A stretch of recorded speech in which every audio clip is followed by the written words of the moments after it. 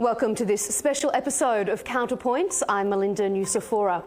Pakistan and Afghanistan have been embroiled in the worst cross-border violence since the Taliban regained control of Kabul in 2021. Both sides have blamed each other for the collapse of crucial peace talks in Istanbul in recent days. Joining me for a special Counterpoints interview is Pakistan's Defence Minister, Khwaja Mohammad Asif. Defence Minister, thank you so much for being with us here on Counterpoints. Thank you. Thank you very much. Minister, as far as Pakistan is concerned, why did the recent peace talks with Afghanistan collapse that were being held in Istanbul? Well, the main reason everything was hinging upon just one point, that there will be no incursions into Pakistan's territory sponsored by Afghan regime or TTA, Taliban, Tehrik-e-Taliban Afghanistan.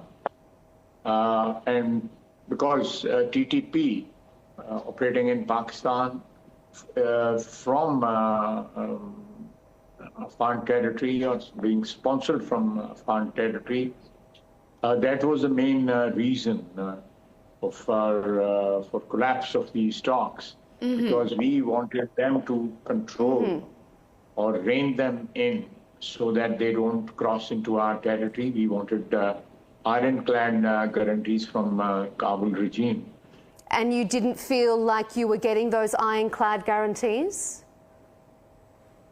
Actually, what happened on 3-4 occasions, they had agreed to the terms and whatever was being developed during the talks over the last 4 days.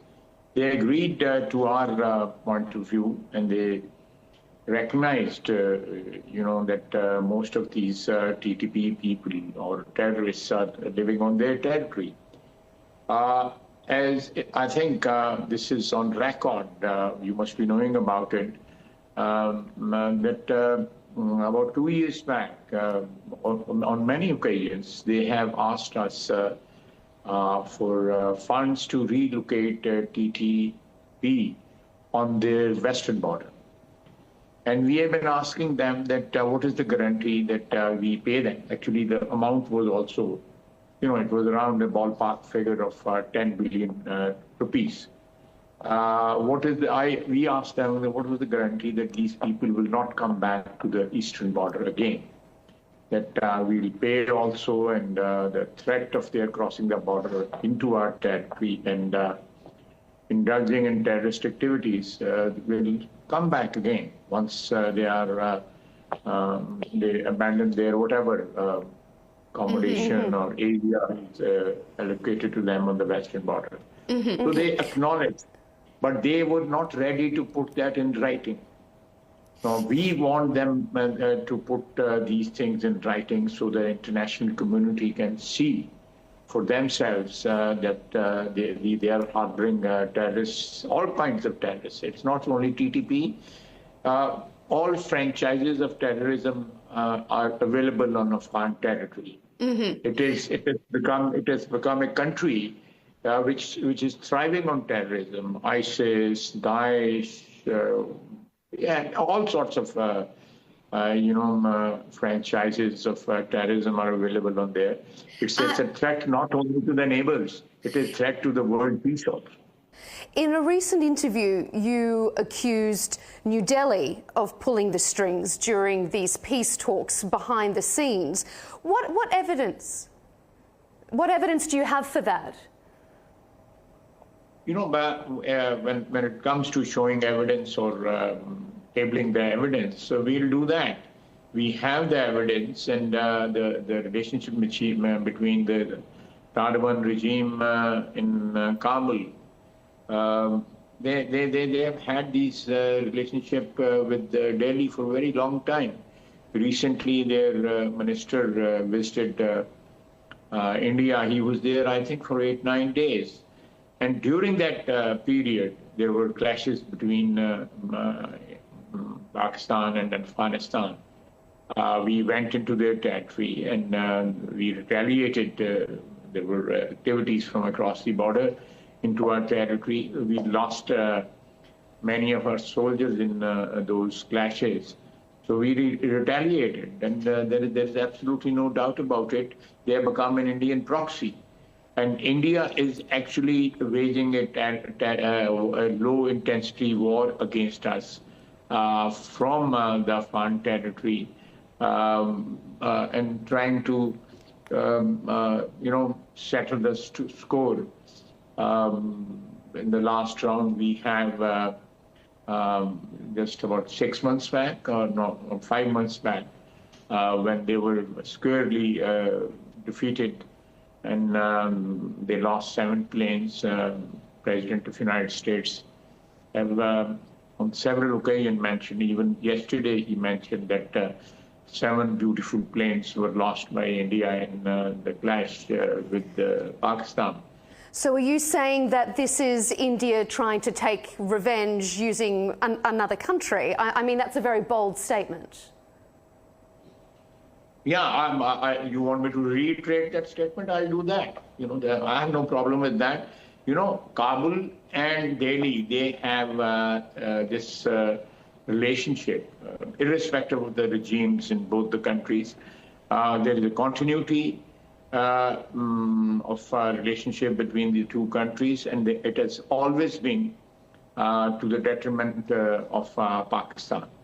Do you foresee a broader war or a full-blown war with Afghanistan on the horizon? I won't speculate about this, that there could be a full-blown war, but obviously the risk of heating up, at least on the border, and obviously if there is, we have evidence of incursions from across the border, we will retaliate. We'll go inside and settle the score with them. All right, let's move on to Pakistan and Saudi Arabia's recently signed defence pact. What was the primary driver that led both sides to see the need to formalise a written agreement? Because obviously there's been cooperation for quite some time. Why did you see the need for a formalised defence pact at this current juncture of geopolitical situations? No, this was going on. The negotiations for this pact were going on for quite some time, maybe over a year or a year and a half. And it was not prompted by the geopolitical situation of the region. This sort of relationship, informally, or perhaps a semi-formal relationship, military relationship or cooperation, was going on for maybe 6 decades, it's been 60s and late 50s. And on many occasions, I think the number of our soldiers over there rose to some around thousands, 2,000, 3,000, 4,000. So that's it's just the formalization of the relationship. Do you see that defence pact? Let me complete, please. So that the relationship is institutionalized. It doesn't remain an informal relationship. I think that is something two brotherly countries were negotiating for quite some time. Does Pakistan visualise, or does it understand that defence pact extends to nuclear deterrence?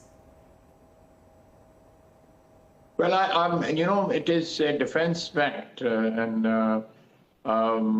this sort of the nuclear capability of Pakistan is purely of defensive nature, and we have been saying it over and over again. And whenever this issue is raised by media or on international forums, Pakistan has absolutely no hegemonic intentions as far as nuclear capability is concerned. It was this was maybe actually way back in '99, I think, '98, when the nuclear device was detonated by Pakistan. He clearly gave this impression or undertaking to the international community that it will never be used for aggression. So I think that's the point, or that's the status even today. Let's move on to the broader situation in the Middle East. What's Pakistan's position on Hamas disarmament? Does Islamabad think that Hamas needs to disarm in order to maintain what does look to be a very fragile ceasefire at the moment? Well, I won't go into the detail, but it has to be a quid pro quo. If Hamas has to disarm, then of course some of the demands which are being tabled from their side or from the side of Palestinians, they have to be met by the international community, especially Israel. Israel cannot go on without making commitments or honoring their commitments, and disarming Hamas would be something which there has to be some response from Israel, granted by the international community, people who have been doing this negotiations on behalf of the two parties, the Islamic countries, the recent gathering in Sharm el-Sheikh. I think the countries who are present over there, they can decide on this issue. I, as an individual, I have an opinion, but I don't want to, express my opinion because the situation is still very delicate. Pakistan was one of the countries present with US President Donald Trump during the signings of those agreements in Sharm el-Sheikh. So with that in mind, if you say there is a quo pro, that the international community needs to see something from Israel if Hamas is to disarm, what would Pakistan like to see in that regard? What would make Pakistan feel comfortable? I think this is already spelled out. The situation is still precarious, as you very rightly said, that the ceasefire is holding on, but it is fragile. So I think I'll refrain from any comment from my side, because it will be an impression of an individual. The state policy obviously is stated, whatever happened in Sharm el-Sheikh, that is our state policy. Can you give us and our audience an update on where Pakistan stands at the moment with regards to sending troops to Gaza as part of that international force that the US President discussed during the Sharm el-Sheikh summit? We are already on record that we if need be, will be part of that force to maintain semblance of peace and tranquility and return to normal life in Gaza. Pakistan will always be willing to render services in this regard. And just finally, before we wrap up, there's been a lot of talk, a lot of speculation online that Pakistan has tested a hypersonic missile above the city of Quetta. Can you confirm whether Pakistan has, in fact, conducted a hypersonic missile test? You defined it yourself. It's just speculation and nothing else. So that's not something that Pakistan is working towards at the moment? No, it's just speculation or kite flight. Okay. Does Pakistan have a plan to broaden its defence capabilities in those regards? Is that something that you as Defence Minister would like to see the country start working towards? We live in our geography or our neighborhood, as we were just discussing Afghanistan and India. We live in troubled times, and Pakistan is exposed to hostile states on both sides, the West and East, So we have, I think the capability we have as on today is enough to retaliate or respond to any aggression by any country against Pakistan, both India and Afghanistan. Just finally, I just want to pick up on something you said there. You said that we live in troubled times, particularly in your part of the world. Do you foresee a time when that abates? Is that on the horizon, when there will no longer be troubled times between Pakistan and India, Pakistan and Afghanistan? Can you see on the horizon a time of peace for your part of the world?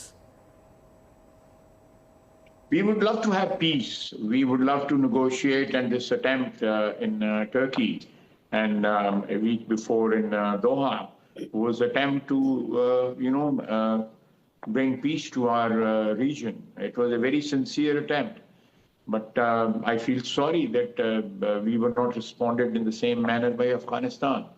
We want peace with India also. But if there is some hegemonic designs by India or Afghanistan, we'll respond in kind, and we have done that 6 months or 5 months back in May.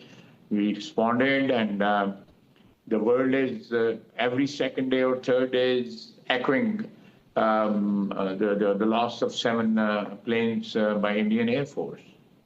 So this is something. There is an international endorsement or recognition of Pakistan's victory in the encounter with India, and if it is repeated or if there is any incursion by India, we'll again teach them the lesson. And if Afghanistan, with their blessing, Indian blessing, they try to violate our territory or violate our airspace or whatever. I don't think they have any capability of violating the airspace. But if there is a violation on eastern and western border by Afghanistan and India, we are, I hope it doesn't happen, I hope and pray it doesn't happen. But if it is, done by either of the two countries, we will respond effectively, inshallah. What does Afghanistan stand to gain by creating disturbances along Pakistan's border? I think they are not interested in the well-being of their country. If peace returns to their country, Afghanistan definitely can prosper, and the people in Afghanistan can prosper. We have perhaps close to 3 million refugees. We are deporting them every day. Thousands of Afghans are being sent to their country. They have been living here for 4 decades. Their 2 generations have lived in Pakistan. So we have been very, very good to them. We really treated them like brothers. We treated them like family. But it's sad that they have chosen to be a stooge or proxy of India, and they are perhaps used to the culture of terrorism for last 4 decades, and settling down as a real government, or settling down as a state with defined borders, state with bad peace within and peace without. That's still a far cry. Defence Minister, we really appreciate your time here on Counterpoints. Pakistani Defence Minister Khwaja Mohammad Asif, thank you for joining us. You're welcome. Nice talking to you.